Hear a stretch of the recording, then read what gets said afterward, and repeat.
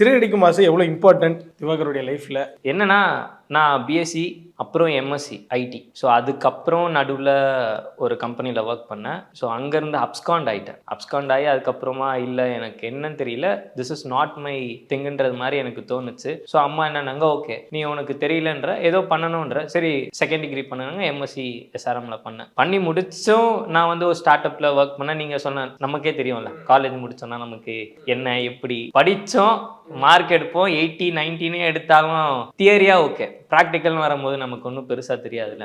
So எனக்கு எப்படின்னா, okay படித்தோம், நமக்கு அது வருமா வராதா, நம்மளால் பண்ண முடியுமா முடியாதான்றது தெரியும். ஸோ நான் லாஸ்ட்டு உங்களுக்கு எப்படியும் ப்ராஜெக்ட் இன்டர்ன்ஷிப் பண்ணணும்னா ஒரு கம்பெனிக்கு போனேன், இன்டர்ன் அட்டன் பண்ணேன். ஸோ போட்டு புளி புளிஞ்சாங்க. ஸோ ரொம்ப கஷ்டப்பட்டு கற்றுட்டு ஓகே எனக்கு வருதுன்னு தெரியுது, ஆனால் ரொம்ப கஷ்டம்னு தெரியுது. ஸோ நான் பண்ணிட்டேன், எனக்கு நல்லாவே வந்துருச்சு. அதே இன்டர்ன் பண்ண நான் கம்பெனிலேயே வந்து எனக்கு ஒரு நல்ல பேக்கேஜ்